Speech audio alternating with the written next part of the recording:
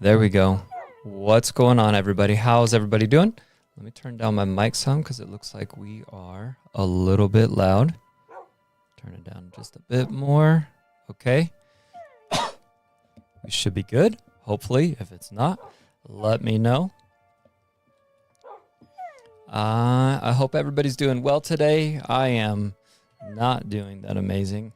Actually, my head and my eyes have been hurting since the moment that I woke up. So, yes, very unfortunate. And you might even be able to tell in my voice that I don't sound the same.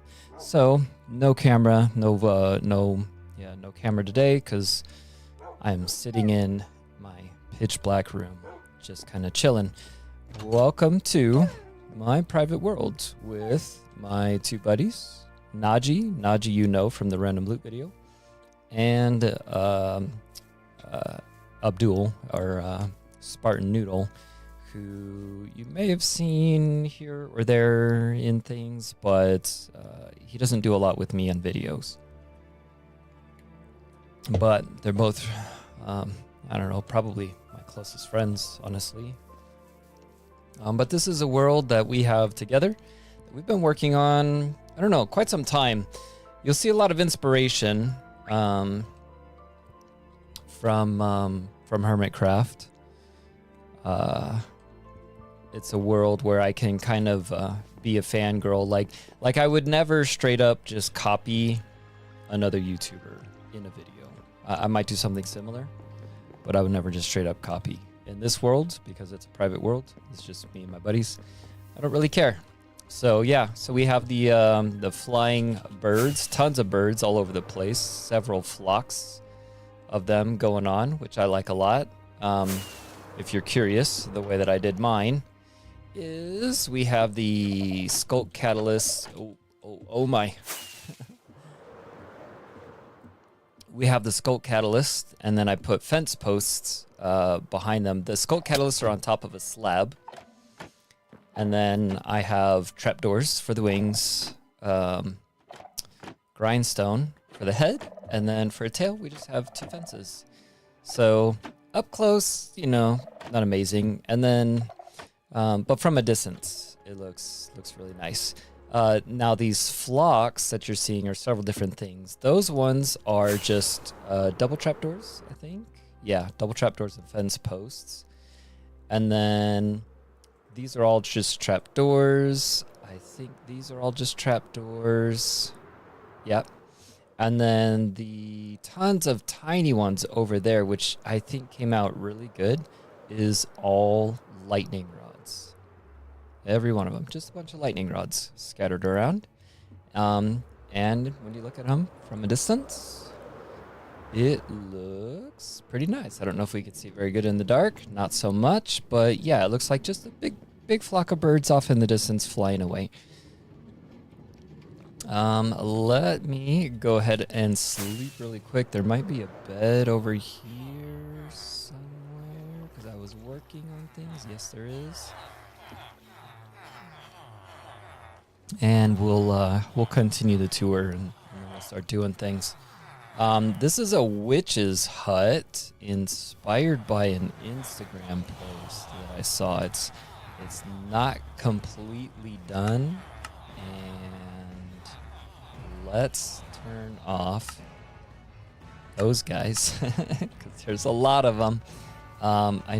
This is our breeder right here. You can see we got a lot of heads bobbing up and down in there. And okay, it looks like it's disabled. I kind of fell off there. But let's double check and just make sure this thing is turned off so we're not overloading. So yeah, there's no beds over there, so it's turned off. But this is our breeder. It's been going for a long time. It's one of the first things we built on this server. All the dudes are down here, and then the way this works is we have an automatic pickup system. I kind of want to show you the rest of the stuff, but we'll go into this since we're here. So there's no button or anything. We got all these mine carts. They're being fed into this dispenser, and you'll notice there's nothing here for me to activate it. It's a completely automatic system. So if I follow these rails, you'll see, well, first let me show you inside. The witch's hut is not completed. I'm not sure what I want to do with this space, but this music seems like it's a little bit loud. I'm gonna turn it down a little bit. I don't know if it's too loud for you guys. It's kind of distracting me. Okay. So we come down here, and let's say I'm a villager. Okay, I come down here, and I come into here. I get put in front of Doug right there. All right.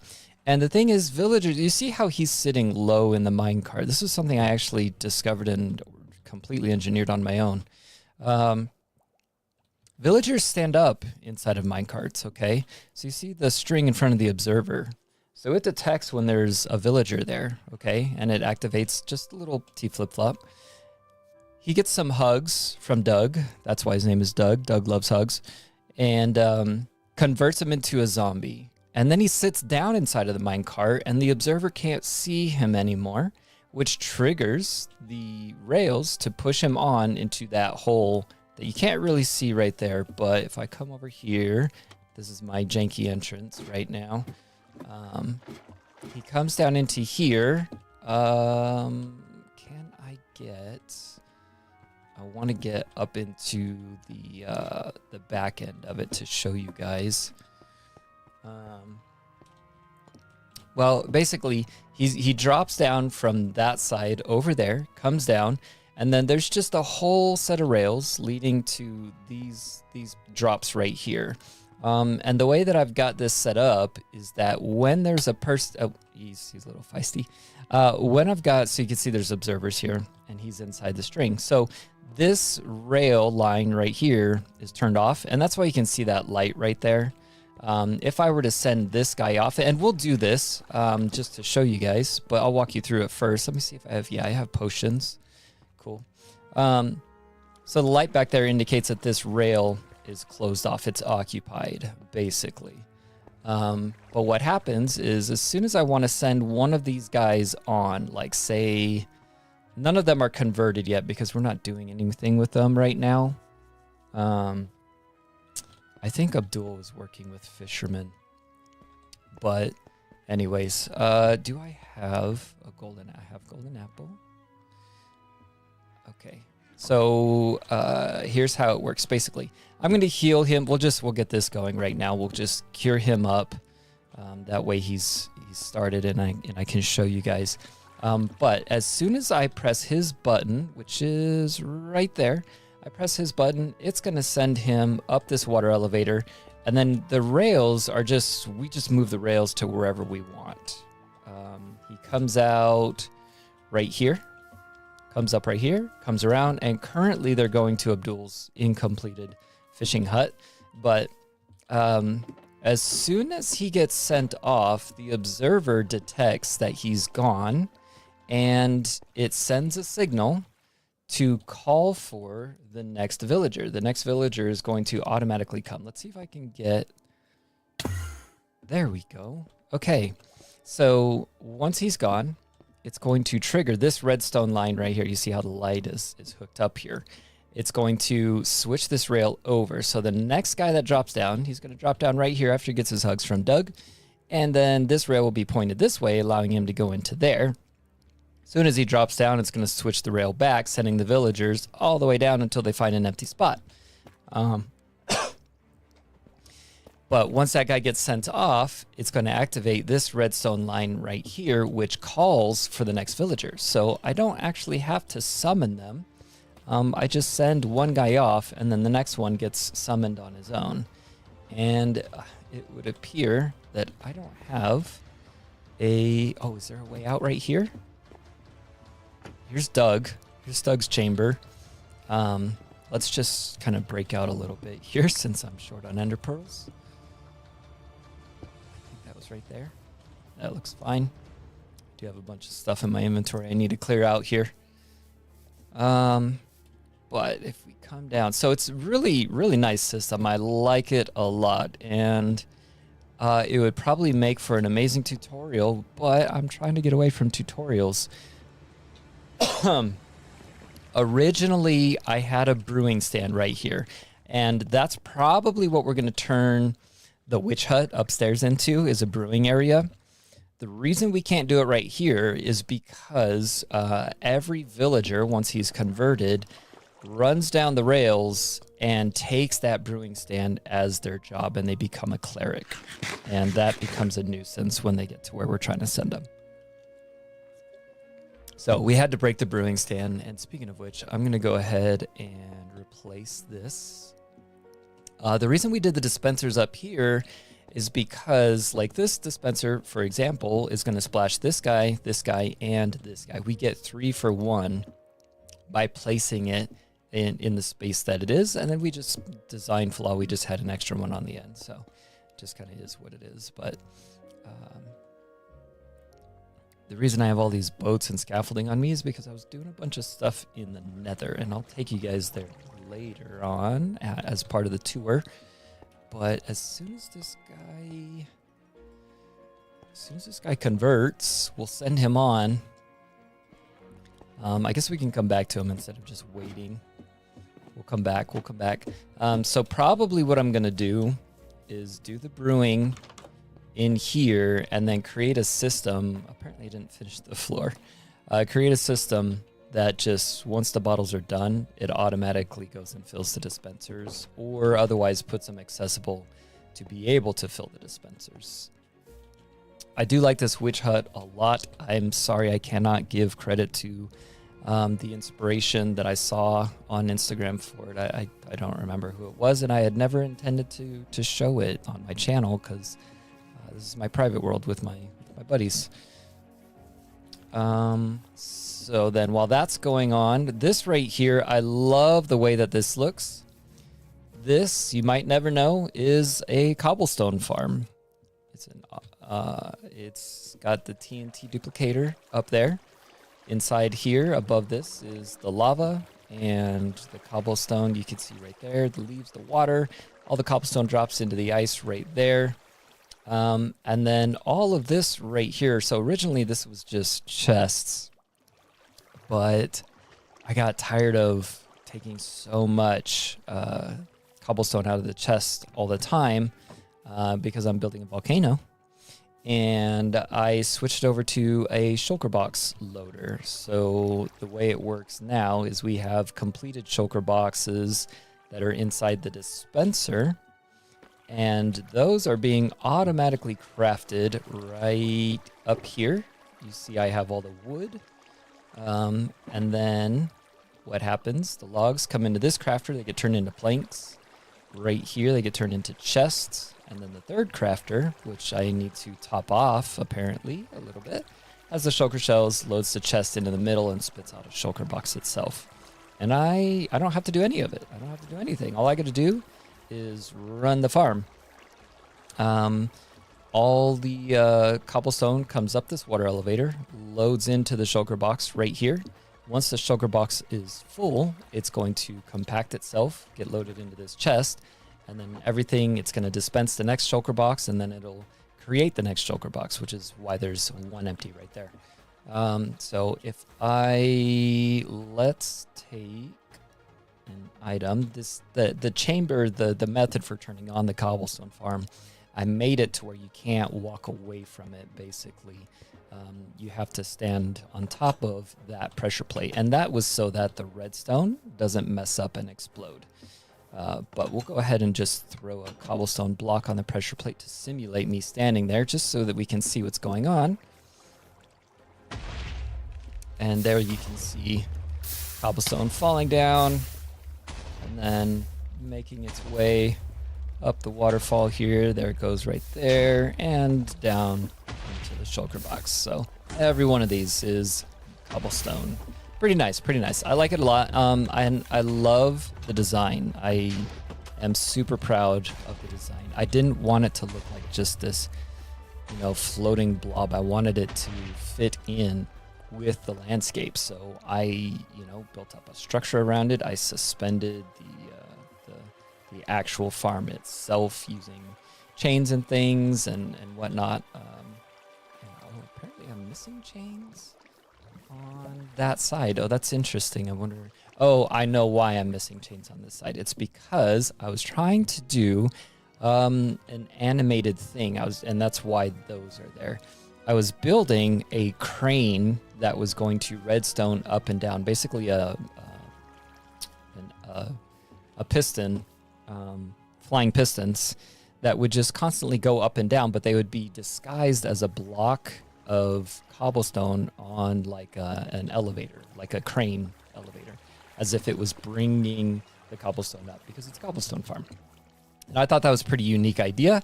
I just have not been able to wrap my brain around the mechanics of how to do it yet. So yeah, unfortunately. Okay, let's check on our little villager dude here and see if he's ready. Yeah, he should be. Yeah, he's ready. Okay, so I'm going to send this guy on.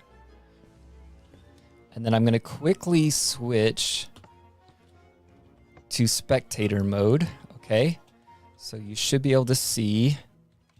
Oh, there he is. He's getting hugs already. He's already been summoned. There we go. He's been converted. He gets dropped down and automatically pathed to the right spot. So yeah, there you go. Pretty cool, right? And now he's ready for whatever we're gonna do with him.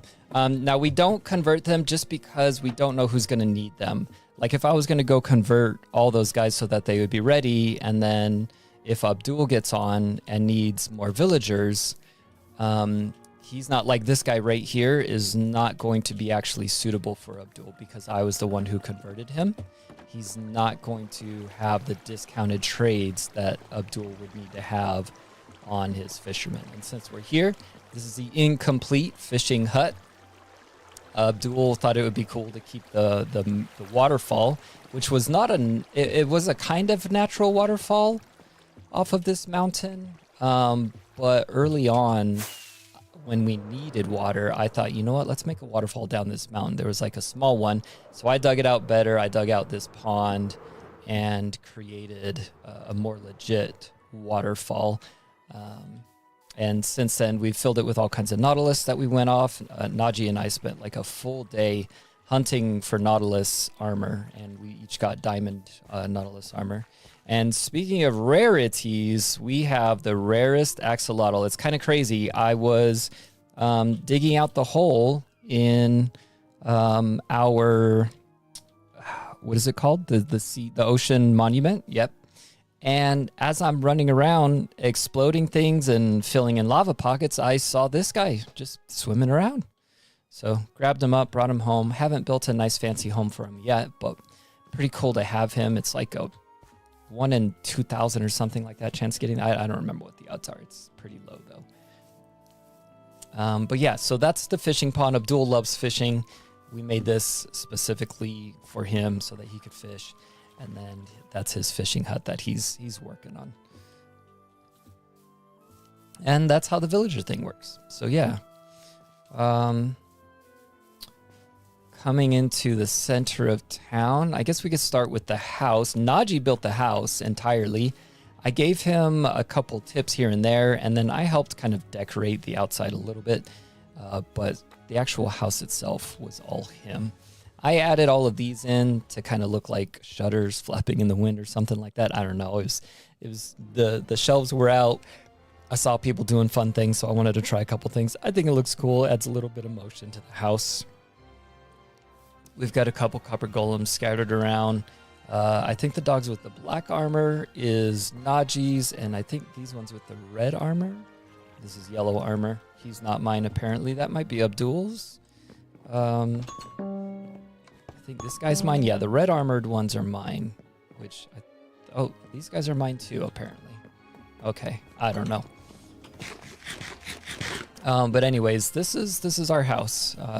Nice, cozy little 4-bedroom house for the three of us. And technically, we do have another friend that's on here, but he doesn't ever play. He got on for like an hour one day, and that was it. So we have the armory is down here, and you'll see that both Naji and Abdul, they spend a lot of time on their Riz, getting fancy armor sets and things like that look all cool. And I don't like shields, fancy shields even. And then my armor stands are just empty. Yeah. Not a lot going. Oh, and some ender pearls. Let's grab those since they're there. But yeah, this is kind of the armory. And then actually we have geode access right here. It was just coincidental that it was below the armory. So I made the access just be right there as a convenience thing. And then this is just extra armor that we get from trading with villagers and whatnot. Across from the armory, we have the kitchen and the enchanting area. We did have the enchanting area. Actually, it was right here. That's what all of this was. So I guess we need to figure out something different for this area now. And then we have the kitchen over here. You can see this room's quite empty. It needs a lot of decorating. But we've got, you know, smokers, smelters, cookers, etc. All kinds of food. Naji loves cooking. He cooks everything. I don't know why. He just loves doing it. He cooks all the things. It's just one of the ways he enjoys Minecraft. It's just like Abdul enjoys fishing. Naji enjoys cooking. If we go upstairs, this says beacon kits because originally I had shulker boxes here with stuff to make beacons, but we've since deployed them all. So I guess I need to make some more of those. Second floor, we have a storage room alpha, which is exactly what it sounds like. Just a bunch of storage rooms, just a bunch of storage chests with all of our stuff. This is a trash can. So anything that I put inside of here, and I'll show you guys on the outside. So if I put this string in here, it's got a trap chest. It's going to feed down in and it gets spit outside, and I'll show you where it goes. But the way I disguised it was a rain gutter on the side of the house. And then we have this right here to lock it, and that was because we had copper golems walking around in here for a while doing things, and I didn't want them putting things into that chest and accidentally getting rid of them. So that was a way to lock that chest for the copper golems. Let's see what else. Oh, this right here, this is a shulker box maker right here. So if I just push this button, it's the same thing you saw on the cobblestone farm. The top one is logs, and then I have a shulker box. Oh, apparently I need to get more logs. Yeah, that's actually something that needs to be fixed on this world, is our tree farm randomly exploded. I don't know what happened. Actually, in one day, I logged in, and both of my TNT dupers, the one on the tree farm and the cobblestone farm, had exploded. So I don't know what that was. Maybe when I updated it to 26.1, possibly. I can't remember timing-wise, but yeah, it was unfortunate. So I still have to fix the tree farm. But the logs come into the top and then get crafted into a chest, and then into a shulker box. And the way that it works is an observer with a button. So the observer sees the button, and it's going to activate this one, which is going to activate this one as well because of the way that redstone works. So that's going to spit out 4 planks coming down into here, which is going to then get filtered, get spit into here, because when the button releases again, it's going to reactivate all of these crafters as well, and then a shulker box spits out. So if I just press it right there, you can see, boop, there we go, we get a shulker box. So, and I'm actually going to use this right now and just put all of the stuff that I'm currently using in the nether into it. Lava bucket's fine. I have a ton of spruce logs. That's probably the last of our wood though. Oh no, we have a little bit. We have a little bit left, so we're okay.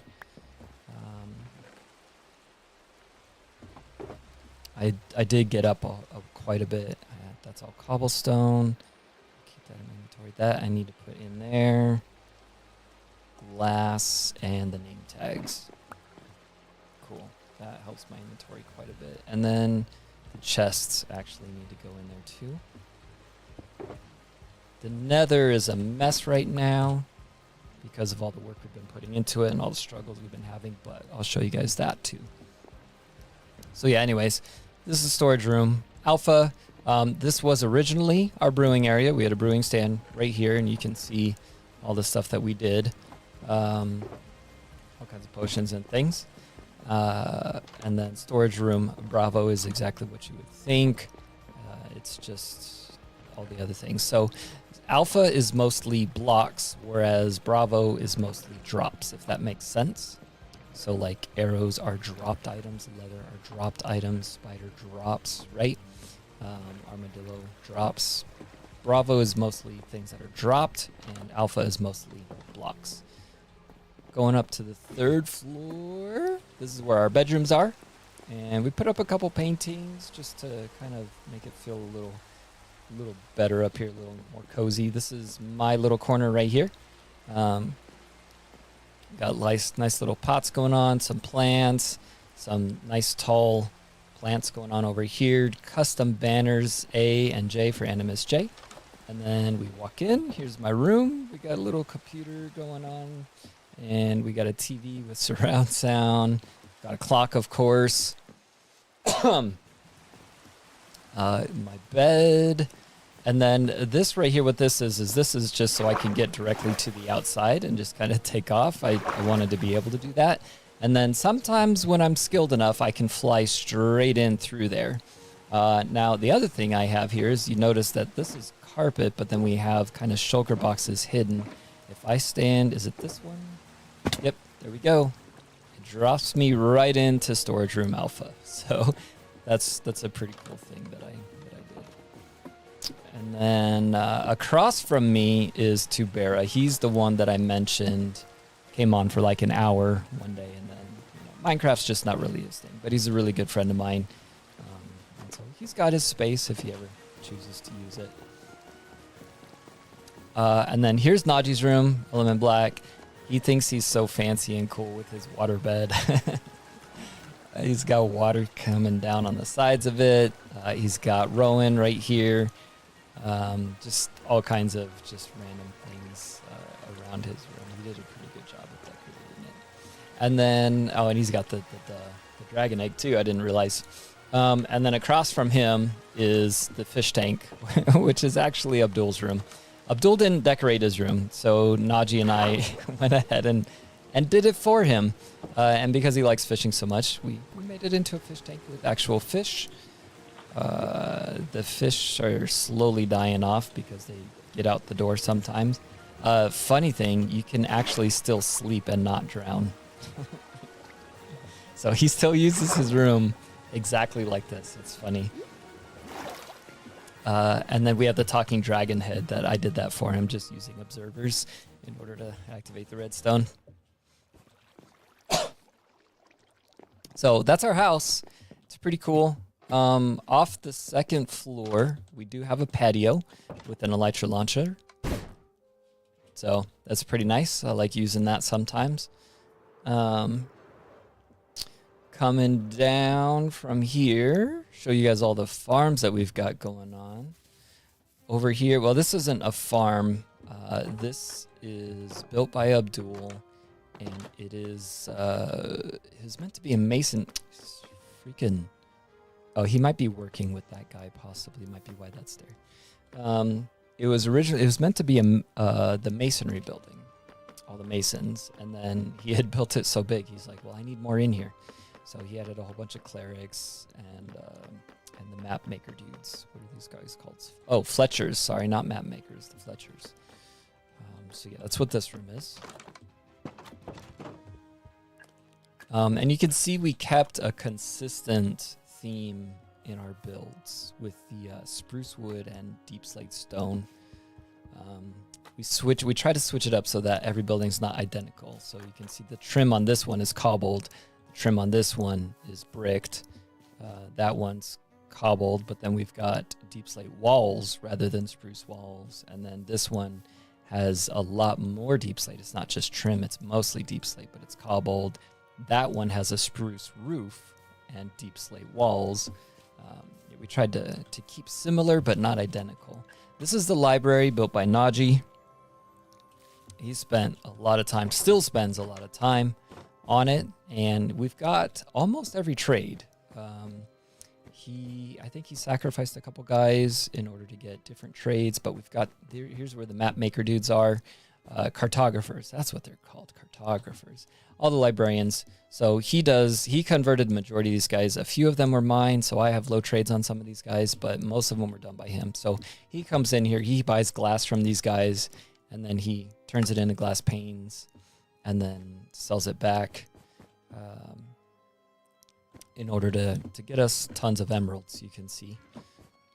But yeah, we've got all of these dudes, all these different trades, and the second floor is all librarians as well. This was another star. He had another star there, but I needed it, so I stole it from him. I need to kill another wither and put it back. But yeah, and then if we come around, these are mine. I'm in the middle of working on things, and I left those up there. If we come around here, he hid the enchanting room. He spent a lot of time on this, making a fancy enchanting room with just all kinds of enchanting stuff. And you might think these item frames and items get in the way of the enchanter, but it does not, in fact, do that. I don't have an unenchanted item to be able to show you, but it is a level 30 table. So yeah, this is our new enchanting area right here.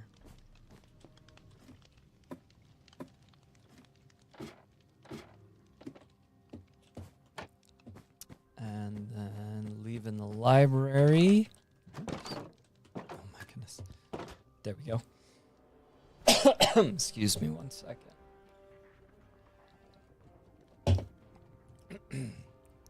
Okay, leaving the library.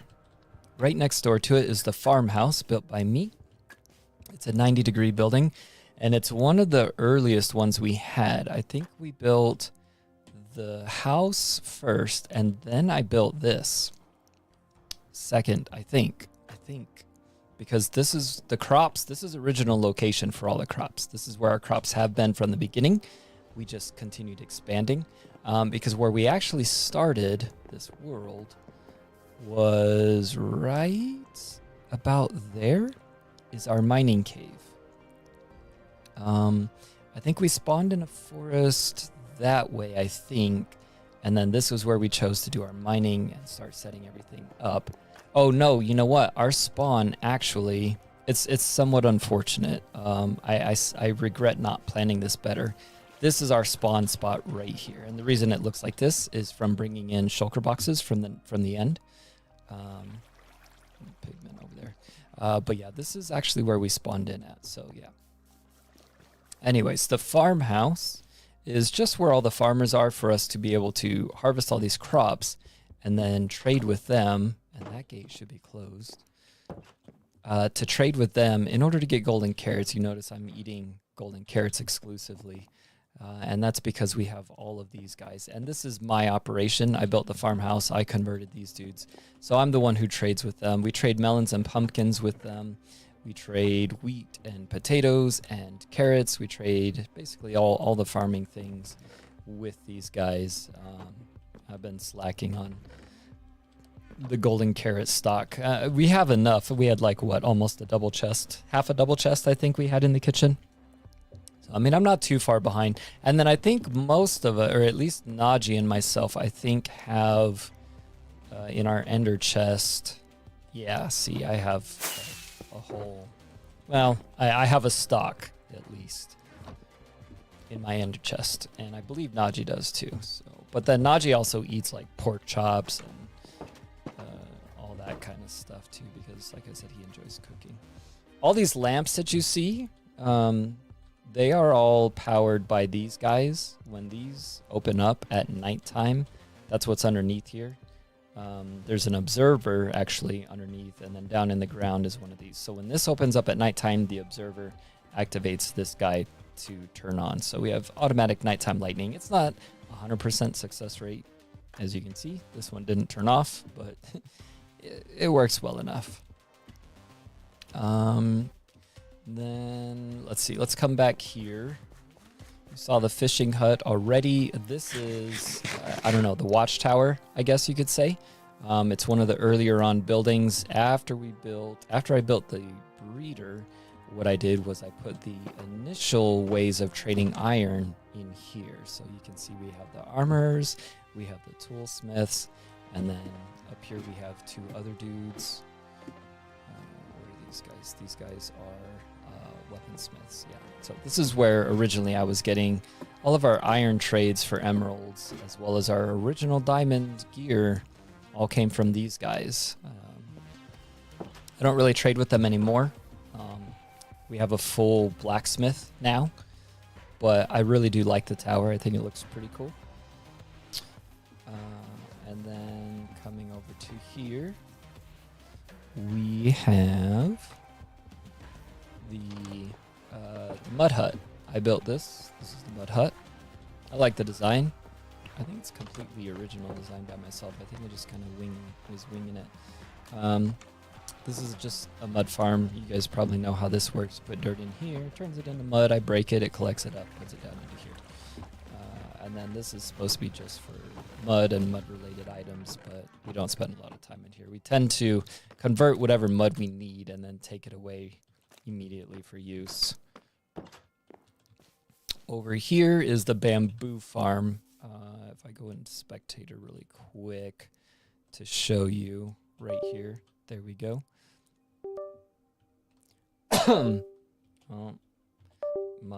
Oops. Hold on 1 second. That noise is my external hard drive.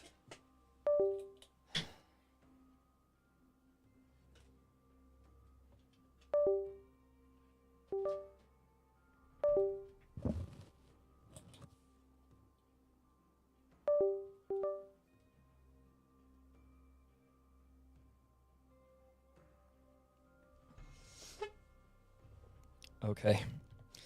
I have an external hard drive where I store all my Minecraft stuff, my videos and whatnot.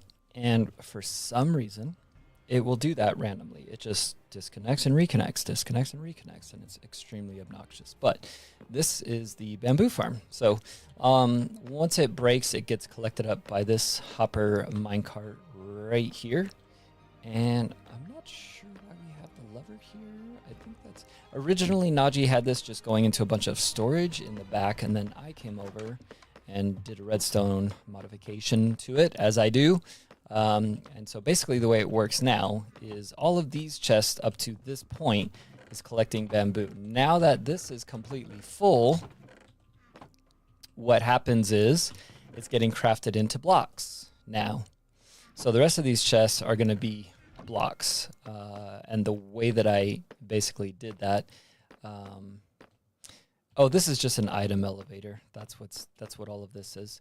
So this item elevator to get all the items into this hopper chain, and then the hopper chain, it just comes down here and, you know, tries to fill the chest. If it's completely full and all the hoppers are backed up behind the chest, then the hoppers continue on to right here where I have a crafter that is just automatically crafting things into the blocks. So I thought that was a clever idea, a clever way of building up the bamboo storage. That way it's not just all bamboo. We eventually get bamboo and bamboo planks. Hey, Jay, what's going on? How are you? Hope you're having a good day. I need to move my chat screen so that I could see a little bit better. I didn't even see that pop up. There we go. Now I can see the chat a little bit better. I hope you're doing well. I hope you're doing good today. And I think I have future plans to actually move some of the excess of this, but I'm not 100% sure.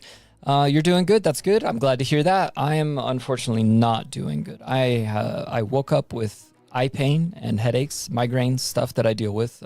If you're not familiar, I have chronic migraines and headaches and eye pain and light sensitivities, and I've been dealing with it literally since the first moment I woke up. So that's why we don't have the camera on today. I'm actually sitting in the dark doing this, just kind of having a chill day. I just wanted to chill out and not do complicated random loot stuff. So this is my private world with my friends and showing you guys for the first time, and maybe we'll do some stuff. I thought maybe possibly working on the volcano. I don't know. We'll see how things go, but I'm glad that you're doing well, though. We come over here. As I said, these lamps are not They don't work 100% of the time, but yeah, they're still nice though. And then I have lights hidden all over the place just to make sure that everything's lit up to minimize the spawns. So this is the pumpkin and melon farm. This side, what is this side? This side is melons. Najee built this one. And then on the back side of it is where the pumpkins are.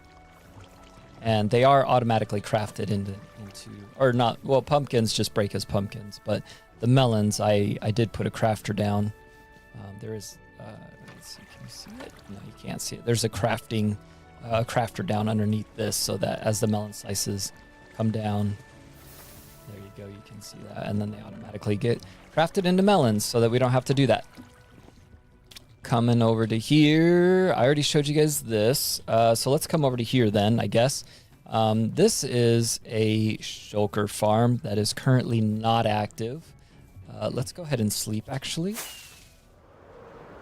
Let's see if I can land in my bedroom. Nailed it, first try.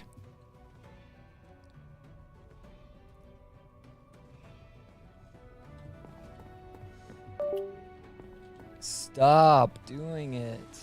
This stupid hard drive.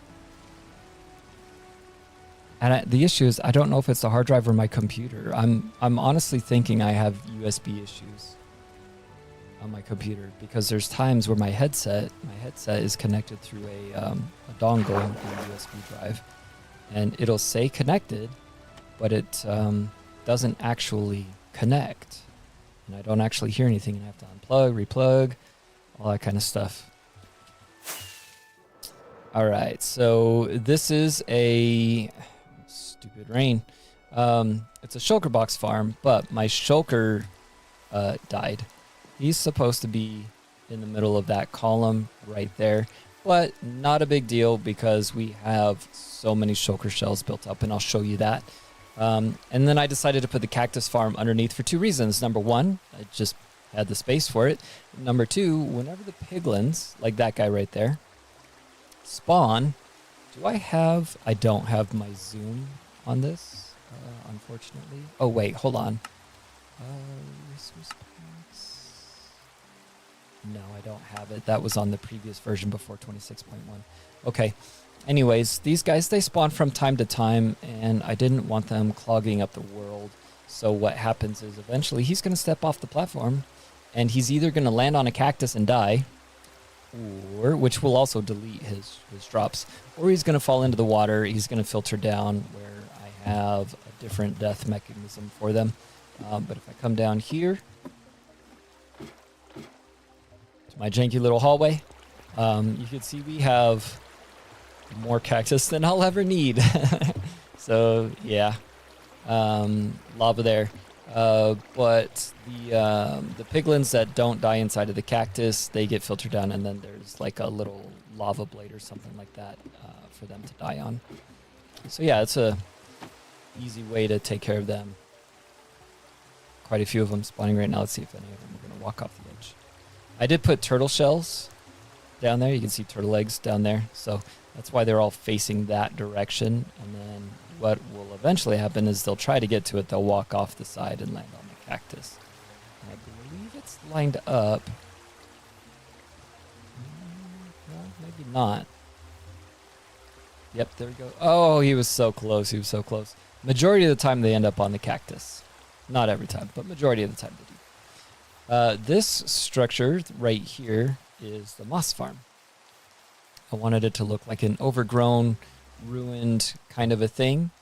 I think it came out pretty well. Pretty decent.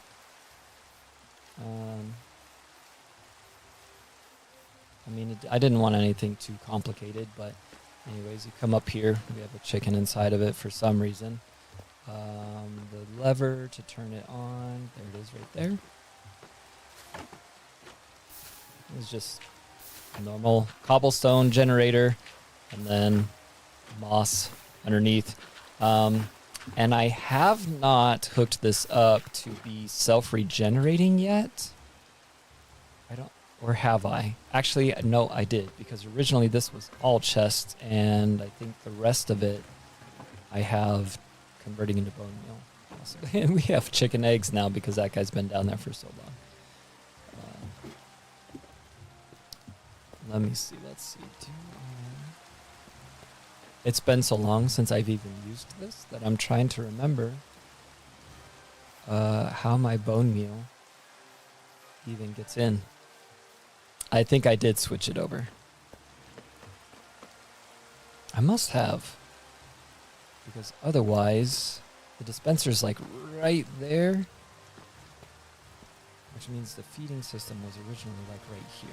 And so I think when I changed it, I closed everything off. And then this is Najee's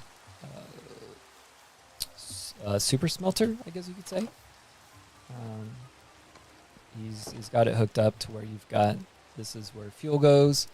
This is where whatever you're going to cook goes. So if I was going to cook a bunch of stone, and then it just, you know how smelters work. It just spreads it evenly among all the furnaces and then drops it all down into here. And I told you, he cooks everything. Look at this. Cod. I don't even know where he got all of this cod from. He probably got it from the ocean monument that we converted. That's my guess. But he cooks everything. Like, he gets mad at me when I throw away, like, pork chops and raw steak and stuff like that. He'll literally go and pick it up. You can see we got pigs, a couple sheep. We did have masses and masses of them, but we thinned them out. Najee likes every now and then to go through and breed up just a massive herd of them and then just cull them all down to a smaller size.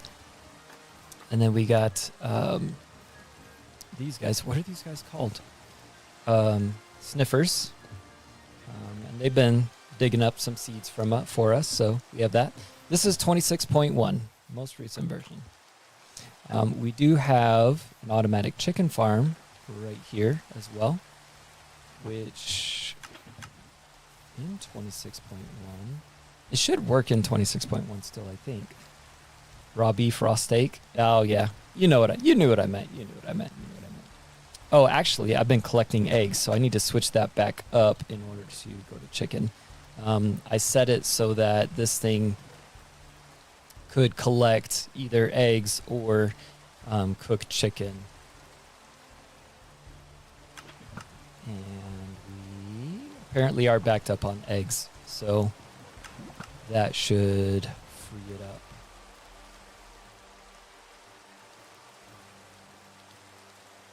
That should give us enough. And then we'll get back to cooking chickens. Some cows. And then, excuse me. This is just where we've been planting the flowers and stuff from these guys. This right here is the barn. Well, this little hut right here. This needs to be taken down now that I have enough bees. This is just where I was breeding up the bees. So that I could build the beehive, which is right there. But this is the horse barn, the corral, whatever you want to call it. Originally, when we originally made this world, it was actually a modded world, and we had chocobos from Final Fantasy. And then we wanted to continue updating to newer versions, and we couldn't keep the chocobos, so we no longer have the chocobos. But originally, this was a chocobo barn. Now it's just the horse barn or corral. This was me. I built this. It's not 100% done, but the bottom looks pretty nice. We do have some zombie horses that we caught. I've got allays up here. This is just an easy spot where I could put the allays in order to breed them. If I go up to here, you can see that it's not done.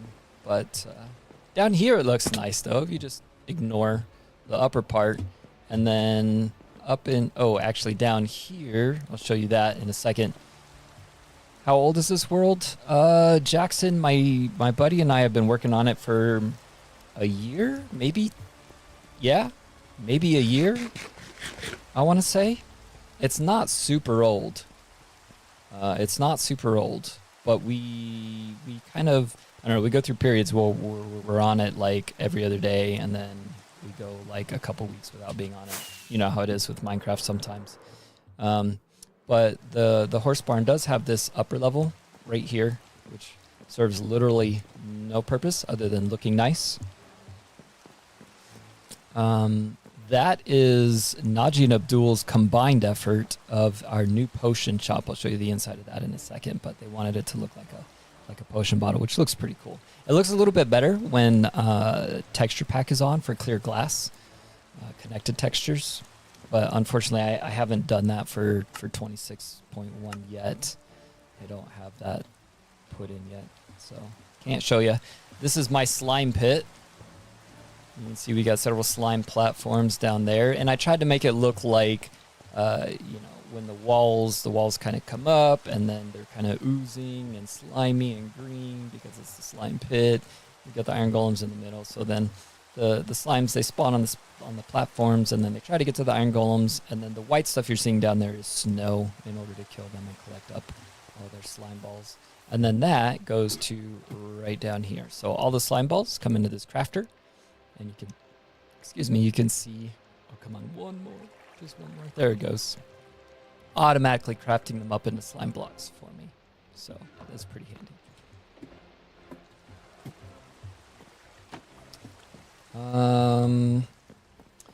Moving on from the horse barn, we have the beehive, which I built. And it looks like it's finally... Wait, do I have... I do not. I have to update my heads up, my HUD, my coordinates HUD for 26.1. Okay, let's get up into the room. Let's go to sleep really quick. We can get rid of the rain.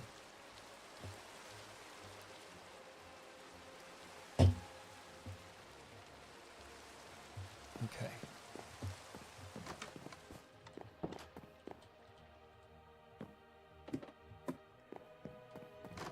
All right, the beehive. So you can see we got the little window right here where all of their hives are. They've got the cherry blossom leaves in order to pollinate, go back in, and I mean, you guys know how bee farms work. This is access to get in to them if I needed to. Obviously, we're not going to do that, but then the reason it's so much bigger than their little area is because what I have back here. I built this the time that the copper golems had come out, so everything was around getting these guys to do things, right? Just because that's the fun way to do it. Can I get in here without letting them out? I can.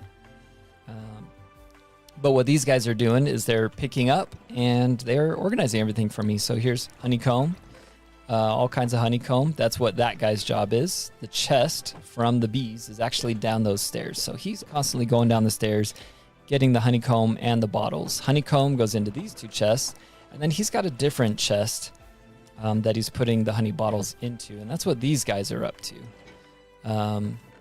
It's getting crafted. You can see the crafter right there. So he's got a chest, that one that's open, where he puts the honey bottles, which crafts it into honey blocks, and then these guys take it and put the honey blocks into there for me. So, I mean, it's not a perfect system, but it works.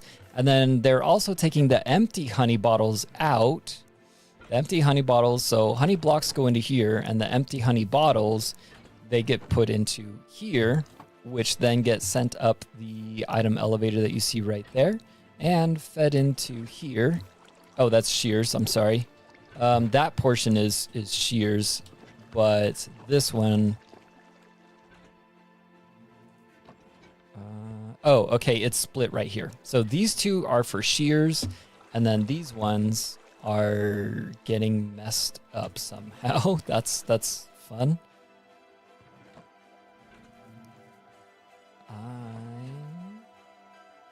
Yeah, let's see. I might have to get into... Okay, no, we're good. The dispensers are still... Okay, cool. So somehow these dudes put the honey bottle in the wrong block, and then that yellow concrete was probably from when I was building. Let's just put that right there. That works. But yeah, so it automatically replenishes all the glass bottles when the crafter turns them into honey blocks. They put the empty glass bottles into here because ideally with this chest being closer, they're checking this chest first, getting rid of their honey blocks, and then coming over to here. I should probably come up with a way to keep at least, 1 or 2 empty glass bottles in that chest to eliminate that error, but we'll I don't know. It works for now. I'm happy with it. The armadillo pit for breeding up the armadillos. And then this is the XP farm with said armadillos. They're all right there. And the way it works, press button for 3 minutes of XP. So I press the button, and then the silverfish start falling down, and then I just stand here and take swipes at them and get all kinds of XP. But the gold farm is actually a far more efficient XP source than what this is. So, yeah, I'm not going to stand here forever. I must have died recently. Oh, yeah, because I'm working on the bartering farm, and I've died multiple times in the bartering farm, unfortunately. Trying to work on it. Yep. The gold farm is way faster. This is very efficient, don't get me wrong. It's just the gold farm far outperforms this, especially speed-wise. Like, you can see how long it's taking me to pick up all of that. But that's just a little XP farm that we have for the overworld if you don't want to go into the nether and fly to the gold farm. And then this right here, this is our armory. Naji built the armory. I added the... Hello? Thank you, Elytra. I added the exhaust fan to it for him. I thought he might like that. He appreciated it. So it's pretty cool, just kind of... Because it's an armory, it's hot in there. You got fire, flames, and all that kind of stuff. So I added the exhaust flame. Or exhaust fan, excuse me. Naji's a big fan of chimneys with lots of smoke coming out of them. This whole area right here is kind of a mess still. This is something that we've kind of left in a temporary status for a while. This is my horse track where I've been trying to breed up the perfect horse. I've gotten close. We've got some guys that are pretty fast. They have more than basic amount of hearts, but I have not, and they've got significant jump. Like these guys, 5.5 block jumps.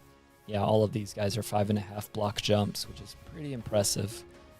5 block jumper right there. I don't know how you get inside of there. These are the wild horses that we started with, so these guys are all pretty bad. But the way that it works, if I grab, let's grab you. I need to grab, no, I need to grab your, okay, let's just do this. I'll take this guy. Oh, but I don't have a saddle. Okay, give me your saddle, please. Thank you. Are you the one that I let go? You are not the one that I let go. Darn it. They're too stacked on each other. There we go. Okay, so the way this works, oh yeah, this is the iron golem farm. This was very early on build, very primitive, but it works a lot. So if I come over here, let me just make sure this is reset and it's not. Okay, yeah, I need to turn that off. Take all the sticks out. Load all the sticks up into here. There we go. Okay. So the way this works is you just stand back and then you run full force, straight line towards the lava. Come around and 30 sticks. That is how fast this horse is. So, yep. Pretty primitive, but that's the way that it works. That's what I did. That's the B-dubs method right there. The iron farm, if we come down right here, you can see I actually did decorate the collection for it pretty nice. Decently nice anyways. For some reason, and I don't know how it keeps happening, but we build up baby zombies in this.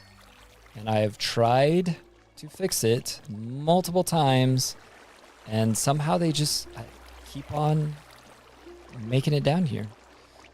I'm not sure how they're doing it. I don't know, but it's not too bad. But the iron and the poppies, they come down.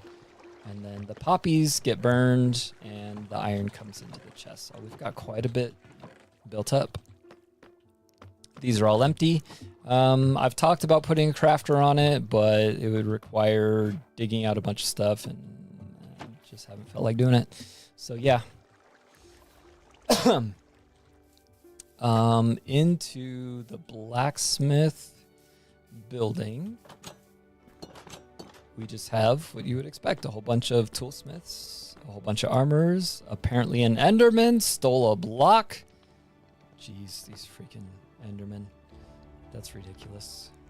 Just out to the open. Freaking Enderman, man.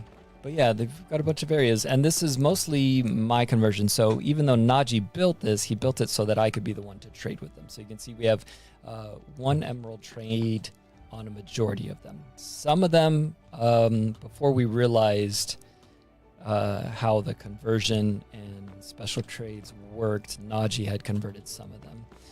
But if we come upstairs, it's just more of the same. Just 5 dudes inside of each corner. So it's just a way to get tons and tons of emeralds using all the iron that we get from the iron farm, as well as obviously diamond tools, armor, all that kind of stuff. There's another hole right there. Freaking iron, Enderman, stealing our blocks. Jeez. And you can see we got tons of iron built up right here to be able to trade with them. Okay. This building over here that we missed. Oh, there's a few over here, actually. This is, yeah, that's quite noisy. This is the portal to the end, or excuse me, not the end, to the nether. Abdul built this. And then he's got it with all the nether wart surrounding it. It's our nether wart farm, although not a manual nether wart farm. This right here is Naji's wool farm.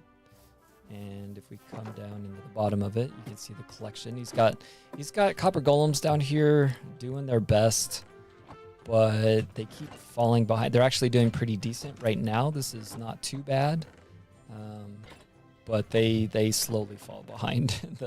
The farm works faster than the golems do.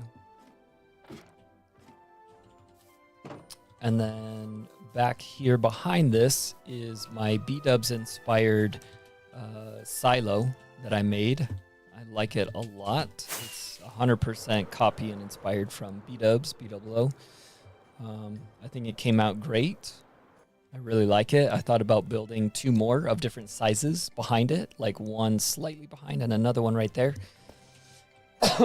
And then on the inside, the goal is to have this be bulk storage. So I've already labeled everything. I've already set up all the redstone and everything. So you can see I've set it up to where all the wool can just come directly to here. It's not yet though, because it's not connected.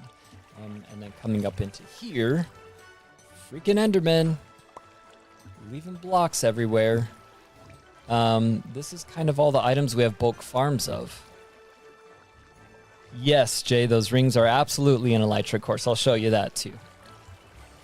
It's unfinished, but that's exactly what it is. So we have honey blocks, honeycomb, the sugarcane, moss, iron, wheat, potatoes, slime blocks, bamboo, and then all the different woods from the tree farm.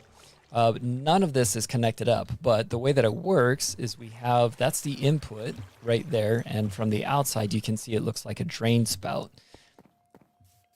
right there. So all the items will come up through there, and they'll circle around. They'll get filtered out. These items up here will get filtered out first. And then the ones that aren't up here, so like all the wool, basically, will come down. They drop down this honey drop right here, and then circle around to get filtered out right here. And speaking of water spouts, I forgot to show you guys. This is the water spout. Basically, I made it look like a water spout, right? Or you know, drainage, rain. Oh my gosh, water collection off the roof of the house, right?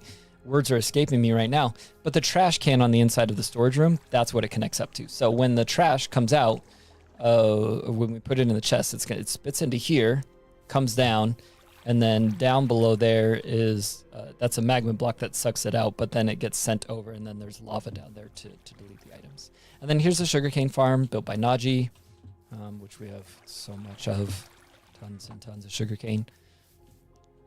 And I think that's everything right here. Hey, what's going on? RT? Artie? RT? Let's go sleep really quick. Raise the sun. Oh, this is an infinity room that I built just to show Najee. I won't go down there because it's obnoxious, but yeah. I'm not doing that amazing, Lily. How are you? I hope you're doing okay. I'm actually having a pretty rough day. From the moment I woke up, my eyes and my head have been hurting, and you can kind of hear it in my voice that I'm not actually doing amazing today. So I am streaming in the dark right now. Just kind of wanted to do a chill stream to be in the dark and just kind of relax and chat with you guys. Oh, you don't speak English. Oh.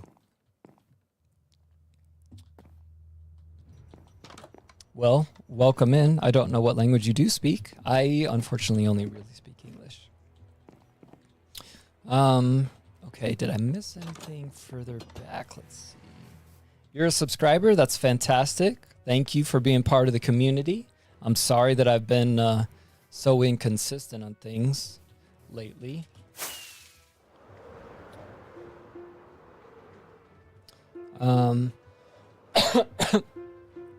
All right, let's check out the inside of the brewing area. We had talked about doing an automatic brewing thing, but this is what they got for now. So this is where we come to do all of our brewing now. We got all of the brewing elements inside of these chests. I think it's all mostly over here. Yeah, empty bottles, all kinds of stuff. So yeah. But I've talked about doing a redstone brewing thing where you can basically push, like, I want this item, this item, this item, push a button, and then it brews that. Do lives come daily? No, I'm trying to get it up to like anywhere from 3 or 4 times a week. I'm trying. My health doesn't exactly let me. But I'm trying to commit to several times a week, and hopefully I can come up with a schedule at some point. But it's a little rough for me. But that's the brewer. This right here is Najee's farm for chorus flowers. So I'll show you guys. So he made this and then I modified it. So if we plant these, and you'll see the already we have the allays flying around. Excuse me 1 second because somebody's ringing my doorbell.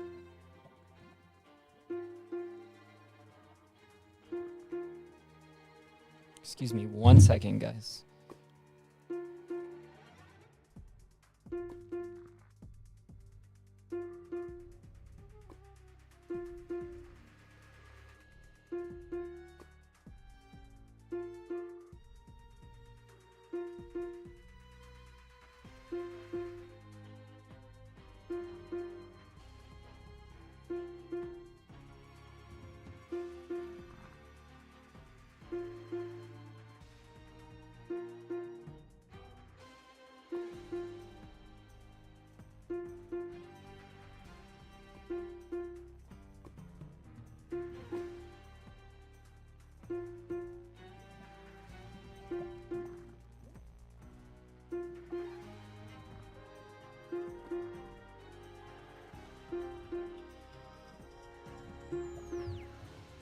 Okay, sorry about that. It was a delivery.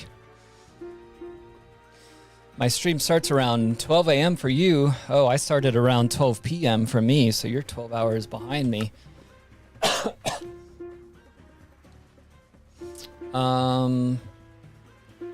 So, yes.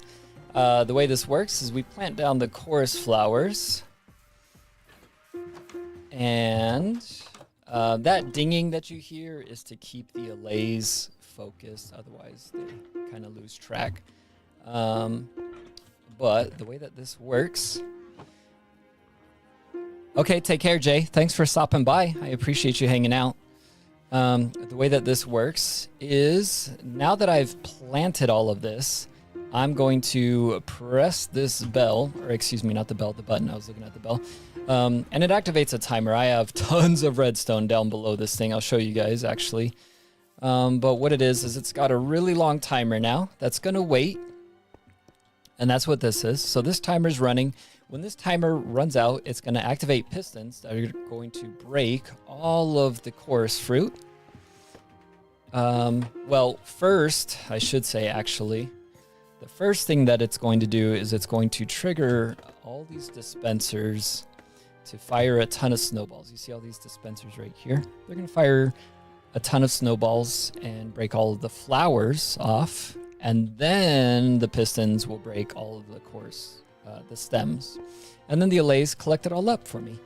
Do I play any other games? Yes, I play League of Legends. I don't stream League of Legends, but I do play League of Legends with my friends and with my daughter as well. Hey, Mr. Golem, sir, you're supposed to be going into the pit there. Oh, all these pillars are right here. This is for my horses, for checking their jump height, is what that is. Die, sir, please. Thank you. And then this right here is for refilling the dispensers with all the snowballs, which maybe we need to do. It's actually starting to look a little bit low. So this thing, it takes a couple minutes, but yeah, it's gonna eventually fire, break all the flowers, and then the pistons will break all of the stems, and then the allays will collect it all up. Everything gets put down into this chest, and then you can see my little copper golem buddy right here checking the chest. He puts all the flowers over here for me. It filters out all the fruit, all the coarse fruit gets filtered out to... Where actually does it get filtered out to? Yeah, right here. So there's all the coarse fruit right there. What is my favorite game? Definitely Minecraft. My favorite game is definitely Minecraft. I love Minecraft. I like playing it. A lot of people say they love Minecraft, and then they see how I play Minecraft, and they realize they don't love Minecraft the same way that I love Minecraft. I am nearly out of rockets. We need to craft more rockets. We have plenty of sugarcane for it. I think our choke right now is the gunpowder production, which I'll show you that. Right here is the broken tree farm.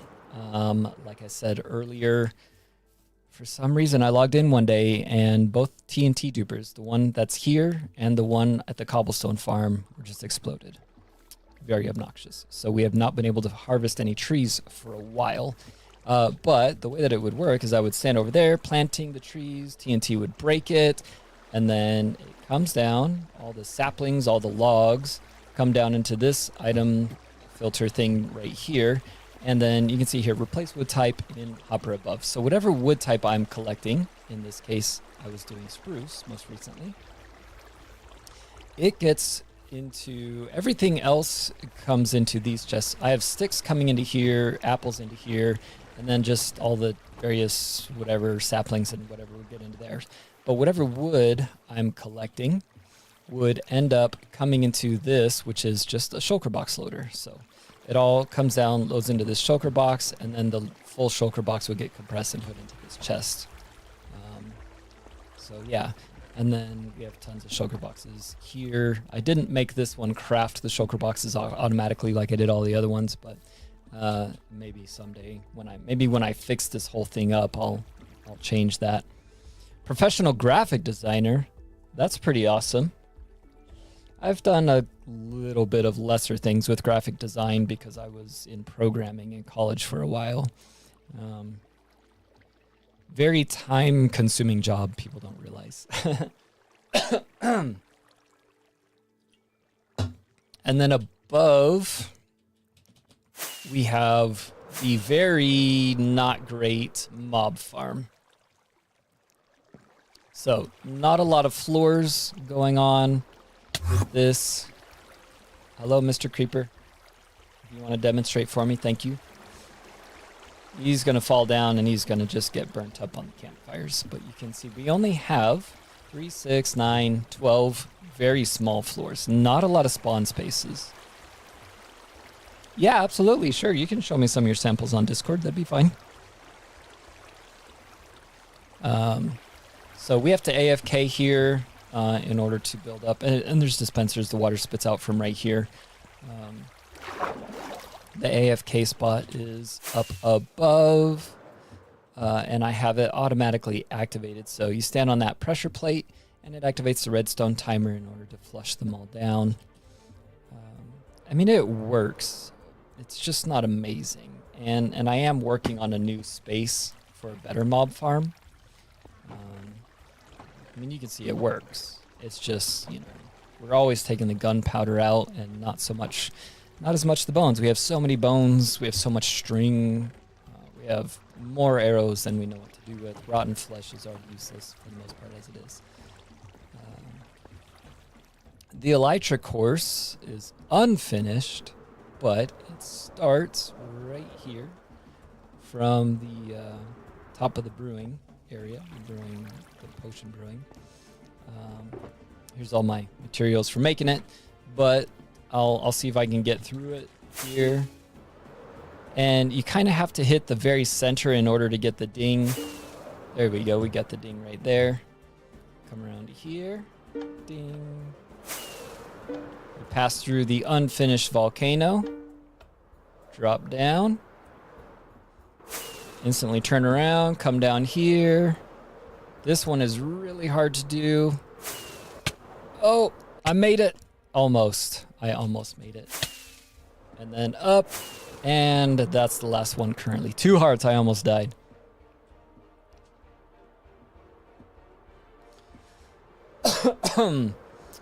Let's see, is there anything else in the overworld? The volcano's unfinished, as you can see. It's not textured or decorated. The back of it's not even done. But this is our lava farm. It's just normal dripstone, nothing fancy. Just manually collect it. Eventually, I'm going to probably automatically collect the lava and send it over to Najee's his super smelter. We have our mine, our very unofficial mine, and this is where we started. This was our initial cave that we lived out when we first started the world. And then the mine down there, not even decorated. I'm trying to think if I have anything else here in the overworld. Oh, this is just I was playing around and showing Najee and Abdul how the wind charges can propel an end pearl hundreds, thousands and thousands of blocks. Another end portal right there for getting ghasts, large mobs into the nether. I think that's everything in the overworld, at least in our town center. Yeah, so if I go into the nether now, yeah, we'll head into the nether.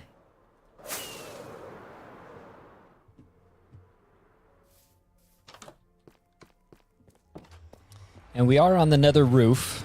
Took time to do that. Not fancy by any means, but we're here. We do have a lodestone here for finding our way back if we ever get lost in the nether. I took the time to break all of this bedrock out, and this is where Najee and I have been going down, and you can even see I have some guys in a boat already ready to transfer. This is where we've been catching all of our piglins for the bartering farm. So we put them in boats, and then we take the ghast, connect them up to the ghast, raise them up, and send them off to the bartering farm. This is the other side of the shulker farm. So I do have in in that boat right there a backup shulker that I can send into the overworld and get the farm going again. But if you look at our storage, we have plenty for quite a while, so not too worried about that. I do have the beacon in here with mining haste, mining speed, and that was to help me break the bedrock using the redstone hack that we used. That's the large portal for bringing the ghast into the nether, the friendly ghast. And then we have so many things. So we have a Froglight farm in this direction. I guess we can go check that out first. I think it's quite a distance because it goes to the bastion that had magma cube spawners. Yeah, it's a little bit of a flight, and I did my best to navigate straight to it. I'm going to have to change that. One of these days, I'm going to go through and correct all of these paths using the lodestone so that they're straight. Because I just kind of used the coordinates when I put all those torches down. Because I knew where it was down below, and then I went to the nether roof and kind of made my way to the coordinates using that method and putting torches as I went. So we'll clean that up. But here's the bastion right here. And then here's the magma cube spawners that I modified into the farm. And Endermen are just leaving blocks every freaking where for me. It's obnoxious. I can't stand it. All right, here we go.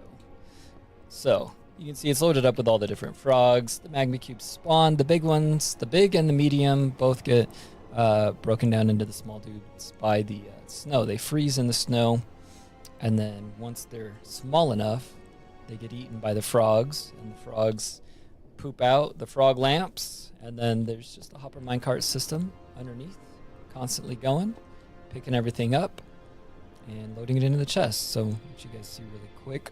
Wait for some little dudes. There we go. Now all the frogs are going to rush over, start eating them. And we do get occasional magma creams out of this as well. Not a whole lot. I do have a separate farm just for that, though. But all those are going to get picked up. The minecart comes over here and loads up all the frog lamps. We've got quite a bit built up.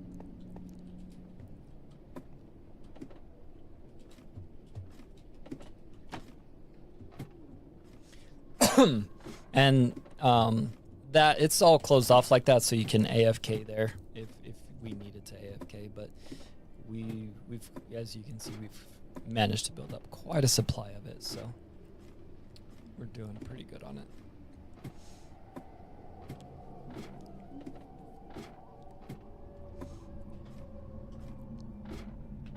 I do want to build a nether hub on the roof, and I'm going to build it completely out of the items that you get from bartering, the blocks you get from bartering with piglins. But Naji and I have been banging our heads on the wall for quite some time trying to finish the bartering farm. It's been a pain in the neck. And unfortunately, I can't go from one farm to the other directly. I only have pathing back to our central hub, I guess you could say. Okay, so this path right here is, what is this one? Nether Fortress. Oh, so that just takes you to the closest Nether Fortress to get there. This takes us to the stronghold. We'll go to the end. I don't think actually we've built anything in the end. No, we haven't. We have killed a dragon and gotten all of the pillars. But that's it. Frog Lamp Trail, I think, is the Magma Cream farm, actually. Let's see.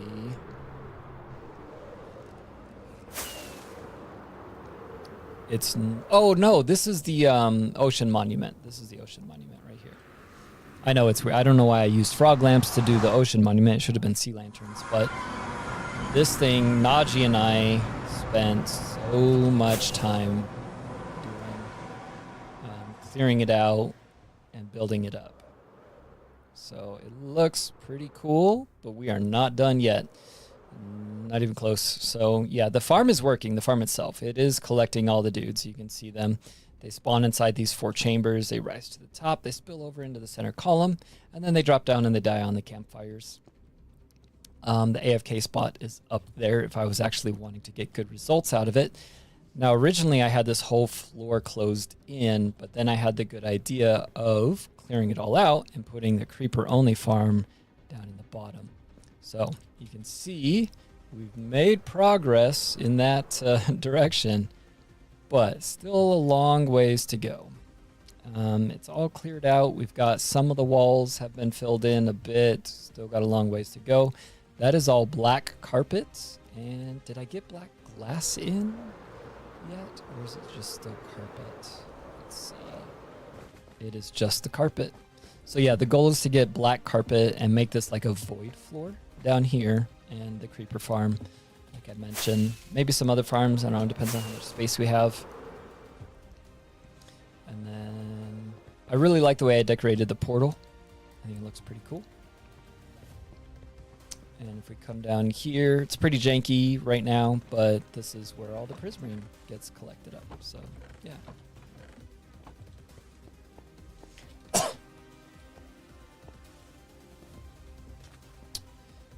And then I want to, around the area, I want to make silhouettes of giant sea creatures, like a giant octopus, giant whale, shark. I want to make silhouettes in the water so you can see giant sea creatures when you're standing here looking out. And if we fly up here and look down into the chamber, you can see how it works. They come flowing down, and they just kind of bounce around a little bit, but they work their way down. Doesn't take very long. They don't bounce more than once or twice before they end up down in the central chamber in order to die on top of the campfires. That's how that works. Yeah, and that's it for this area. This has been an ongoing project. I've been going back and forth between this project and the piglin trading for quite some time now. Najee and I both putting in a lot of time for that.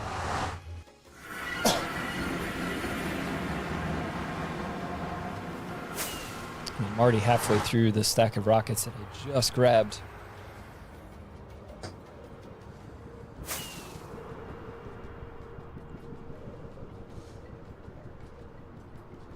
Coming back in to the central area.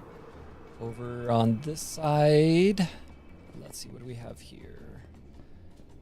The Ghast Farm and Trial Chamber. Trial Chamber is just a portal that leads to the Trial Chamber. Oh, but I do have a Breeze Farm actually going for it. I'll show you guys that. Wait, hold on. I'm trying to remember. Okay, yeah. I have to creep in right here.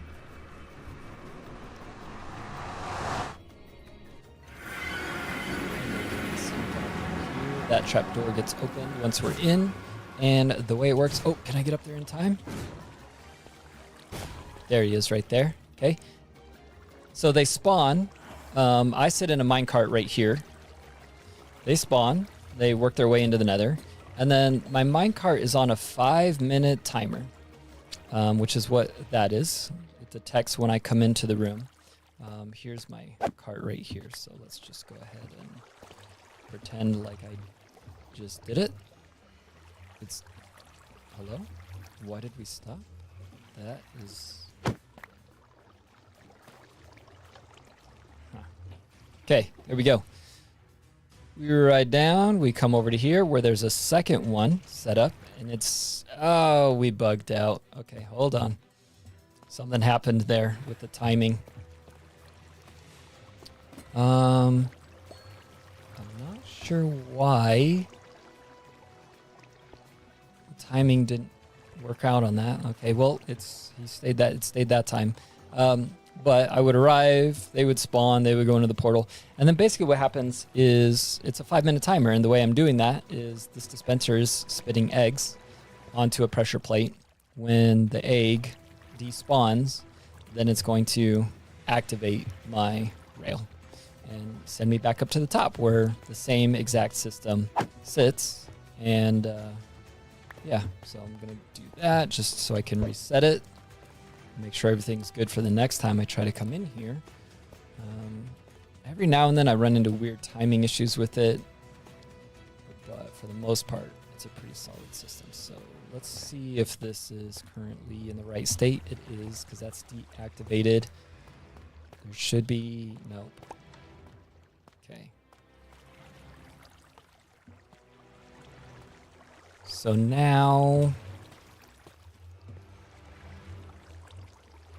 Now, when an egg gets spit onto there, which I might need to press this button to reset properly. Yes, I do. Okay. And that might be what happened down below. But anyways, now what will happen is as I come up, and it detects that I come through, and right here's the detector. It shoots an egg, and it depowers the rail up there. And then I just sit here for 5 minutes, and then go down to the bottom one for 5 minutes, and just keep going back and forth. And it builds up a whole bunch of breeze.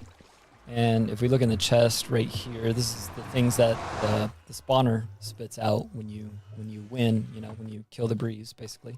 And then if we go back into the portal, it is safe to come back through, as long as you don't go up the scaffolding. So we're going to crouch, come around, up to the top, and you can see this is where we kill these guys at. There we go. And then I pick up my XP, I pick up my breeze rods, and that's how that works. So pretty cool. Not not anything fully automatic or anything like that, but it works for sure. And it looks like this way is back home. And then following the magma blocks is going to be the magma block farm. Or the magma cream farm, I should say.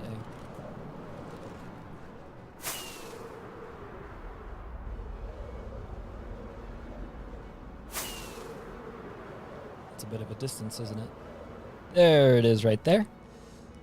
It's nothing fancy at all. It's just a platform with berry bushes, iron golems, the magmas. They spawn, they try to get to the iron golem. They die on the berry bushes, and I collect up their cream. The AFK spot is way, way, way up there so that we're not loading the nether below, getting maximum spawns. Not sure why there's... oh, I probably had to kill a ghast, but anyways. I do have a crafter on it in order to automatically craft the magma creams into magma blocks. And then if we come back this way, there's a magma block that has torches going to one direction. And that points me to the gold farm because I was working on the two of these simultaneously. There it is right here. So if I turn right here and go this way, there's my gold farm. And you can see tons and tons of magma blocks. We've got spare llamas up here because we keep running into issues with our llamas dying. I think the farm is operational right now. I think it is. Let's find out. We'll find out if it's operational right now. So we've got these guys. This thing was a nightmare to build, and I am not going to tell you the person I got the design from because I don't recommend you building it. His tutorials are horrible.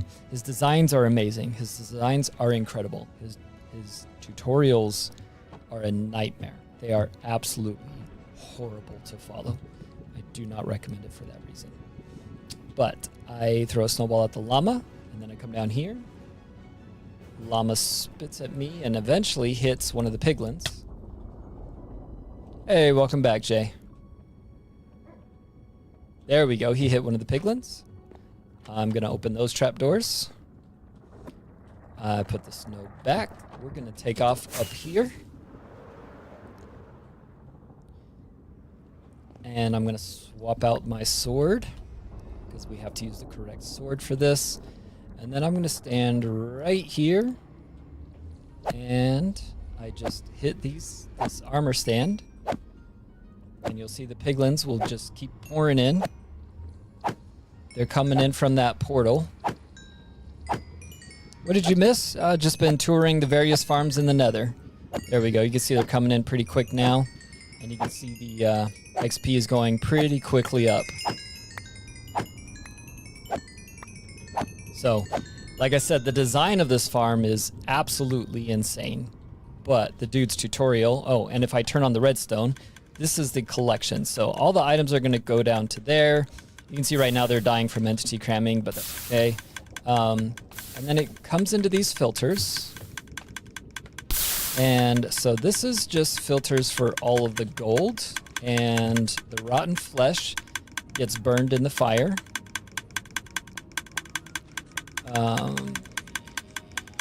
That, the swords and the gold, they all get burned up. Or not, the swords and the flesh all get burnt up. But all the gold gets compiled into ingots and then into blocks. So if I come down here, and let's check which mode I'm on. Like I said, this is where Naji and I have been working for quite some time. So it's still a mess. It's still a work in progress. Light on is bartering, light off is collecting gold. Okay, perfect. So right now, it is just turning all of the blocks, or excuse me, all of the gold into blocks. Loading into this shulker box right here. And then once it's full, it'll get loaded down. It'll get compressed down into there. And a new shulker box will replace it. Now, if I switch that lever over, and I will show you guys, even though it's not completely ready. If I switch this, then what will happen is instead of blocks, the ingots come down, it's fed to these guys who are going to trade it, and we have 9 more that we need to put into there. We don't have enough guys in there yet. And the reason you're not seeing it working is because I'm not up there killing the piglins. Oh, there you go. We got one through. So they're going to drop their items. There we go. And that gets sent down into all of these, which is right here. So I have not yet put all the item frames in place, but the filtering, it is all set up. So you can see another quartz there. But everything that these guys make, somehow that made it off. I'm not sure what happened there. We are auto crafting the string into wool, and we are auto crafting the nether bricks as well. But that is the bartering. It is so close to being done. We just need to add 9 more piglins into the system. Because otherwise we're going to have excess gold. And we're going to lose a lot of our gold. Ooh, there we go. Okay, so let's put this back to gold collection. And then I'm going to head back up here. This bridge was from my attempt to... Oh, this is where we load in the piglins from. We land over there, break them out of the boats, and run them down there into the chamber. Yep, that's the bartering system. So the XP works amazingly. You get so much XP so fast from this thing. Trying to think if we have anything else going on here in the Nether. Let me follow my trail back. Where is it? Here we go.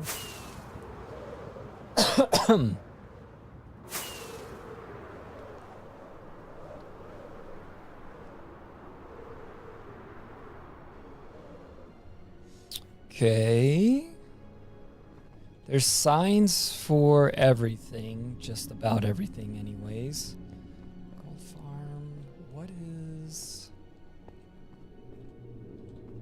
Some of the signs are in weird places though. I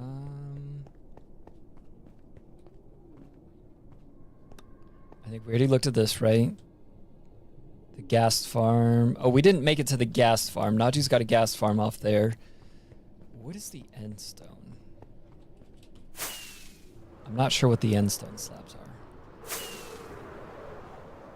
When's the next random loot world? I don't know. The reason I didn't do it today is just because I haven't been feeling well. I wanted to be able to just chill. And so I knew if I came into this world, it would be more chill because I'm already geared up. I've already got tons of farms and things. And plus, I knew I was going to just mostly tour around and show you guys what the world is. So I'm not sure when the next random loot world video will be. What is this? It is out here, whatever it is.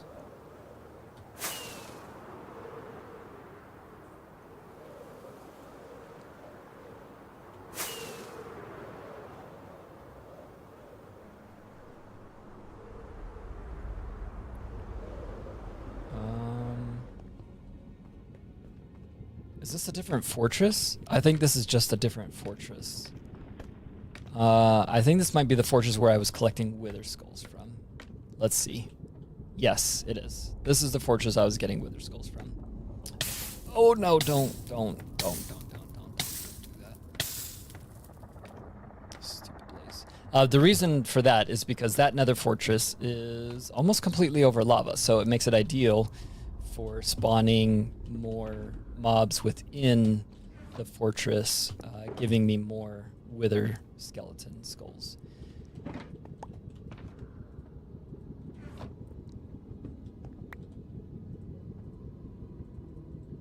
Okay.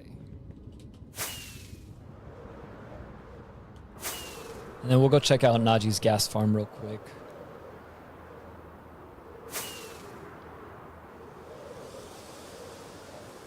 And then we'll go to the end. We do have an Enderman farm there. But other than that, I don't think there's really anything else in the end to look at.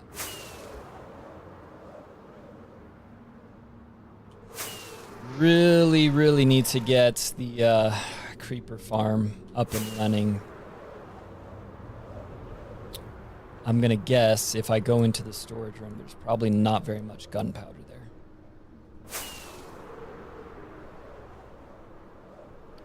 Okay. And then Naji's gas farm is... Where is that gas farm at? Was that? I think it was past the trial chamber, right? Yeah. And the gas farm does produce gunpowder. Gunpowder and tears. 1 a.m. for you? Alright, have a good night, Jay. Thanks for hanging out. The gas farm does produce gunpowder. You know what I should do? I should just AFK at the gas farm overnight. I'm not sure how fast it works. I know that when I did it before, after he first built it, like in 1 hour, I didn't have much in the way of gas tiers that I needed. But maybe an overnight session might produce quite a bit. I'm not sure. I'll have to try it out. It's a ways out here, though, I remember, because he needed the right biome and the right space in the biome in order to do it. Soul Sand Valley, I believe, is where you're supposed to do it at. Yep, I am correct. There you go. Not huge, and I think that's why. I think that's the reason why it's not super amazing for gunpowder. It's because it's not a very large farm. But the gas, they spawn on the magma blocks, and they can't fly out because of the slabs, and they slowly die because of the snow. And then it gets picked up. Yeah, that's all it is. And then spawn platform way up there in order to do it. So it's a bit of a slow farm if I remember correctly. But maybe overnight it produces a decent amount. I'll have to try. Maybe I'll AFK there tonight. See if I can get some gunpowder. See if it outproduces my mob farm, the general mob farm for gunpowder specifically. We have to see.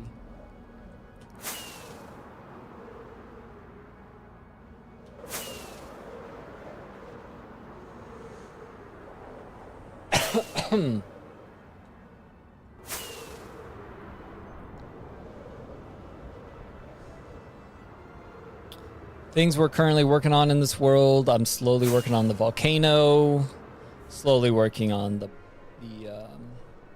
ocean monument and the creeper farm, digging that out. That's a process, as you can imagine. The bartering farm has been the biggest thing lately that we've been working on.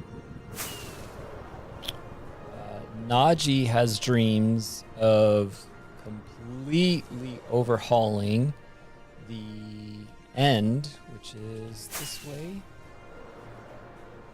He wants to build like a giant city or something like that, I think, in the end. So we've already killed the dragon the max number of times in order to generate all of the gateways.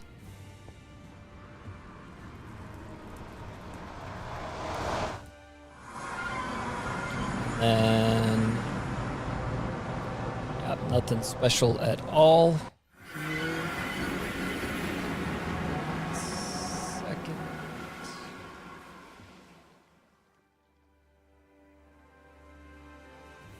Okay. I was going to see if Lily had put any of her stuff in the Discord yet. I was going to look at it. Text message from my wife. Make sure everything's good.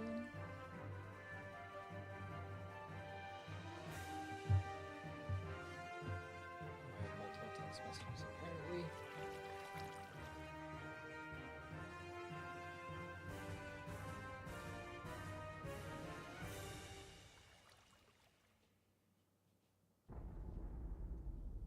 Okay, sorry. The rails here is from Shulkers. Us doing Shulker box things, I believe. Yes. Yeah. Us getting the Shulkers to the overworld. Getting them through the gateway, then they appear there. We get them into a minecart, and then we get them to the portal to bring to the overworld. The Enderman farm is right down there. It's nothing special. Come down the water right here. Got a nice, safe, too-high tunnel that is safe from Enderman spawns.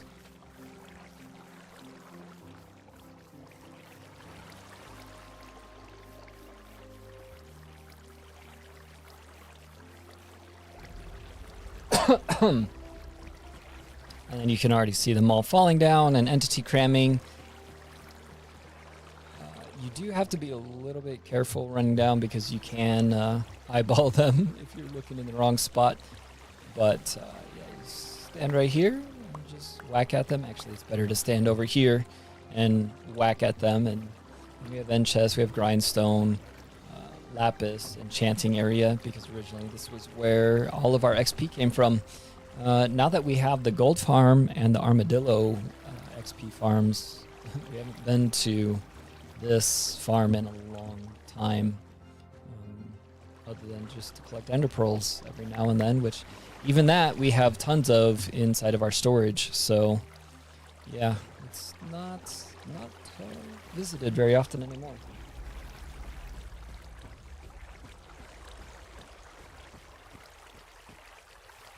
So if you're unfamiliar, Endermen cannot spawn on leaves, and they will not teleport to water. So that's why we have both a leaf tunnel and then the leaf tunnel covered with water. The leaf tunnel stops them from spawning, and water stops them from teleporting.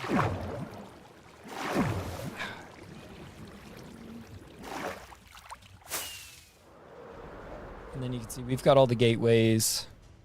This the new starburst thing or whatever it is pretty crazy. It adds crazy colors to the end now if you haven't seen that yourself. We do have an area below here. Yep, right here. For killing the wither. We do kill the wither using legit methods originally. That's a requirement that I have if you don't know. I always kill the wither one-on-one. Fair fight the very first time, every world that I'm in. It's always a fair fight for the wither the first time. And then after that, you know, it gets old. So I build up chambers of death in order to kill him the easy way. And then also what we do is we spam a bunch of chickens into here in order to get wither roses. That's our very primitive wither rose farm. But that is it, guys. That is, I think, everything we've done in this world. I don't think I missed anything. Trying to think if I have. I like it.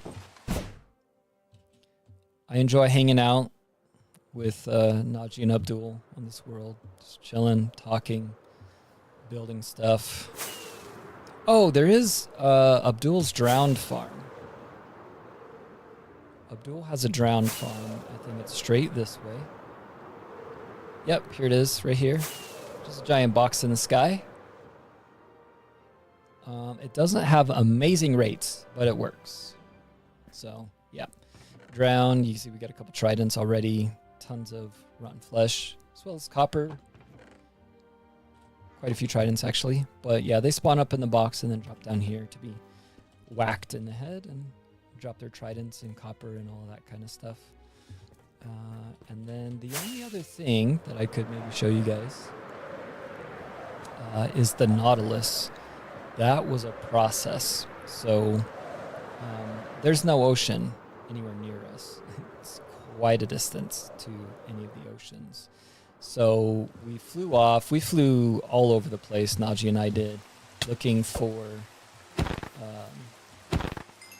buried treasures, sunken ships, in order to get the Diamond Nautilus armors. But we still had to get the Nautilus back, and you can't just fly them on a ghast because they die in like 7 seconds or something like that when they're not in water. So what we did was this right here. Oh, this is also a little Nautilus breeder right here that I made up. But if I pearl, there we go. So you can see we have this whole watery underground tunnel. I should have taken one of the Nautilus, honestly. But this goes all the way. We dug this all the way from the ocean. So basically what we did was we got to the closest point we could of the ocean, and we flew ahead, planned out our route, and then just dug towards each other. One of us flew ahead, the other stayed there. We tied up all of our Nautilus, and we just dug out this whole tunnel. And then we brought the Nautilus all the way here. So if we ever need to, get out on the Nautilus back to the ocean, this is the route that we would take. It is quite a long route. It's quite a distance. And our original Nautilus, we did actually have to transport over land quite a ways until we got to this last portion where we dug this giant tunnel. So we did lose some Nautilus along the way, but we managed it, as you can see. We did get quite a few Nautilus over here. But that was quite the journey. Hello? Thank you.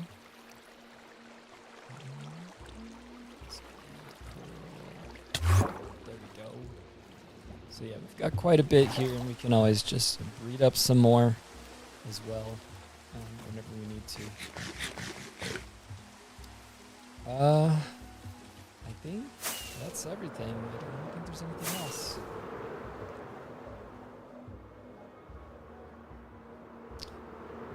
The coarse fruit farm. Oh, because it wasn't loaded, the coarse fruit has not triggered yet. We might get lucky on the timing. It is pretty up there. I could manually activate it, actually. Let's see. It's just about to the top. Let's go ahead and just manually activate it. If I ring the bell. There it goes. So you can see the snowballs. It gets a lot of them. It doesn't get all of them, but it gets a lot of them.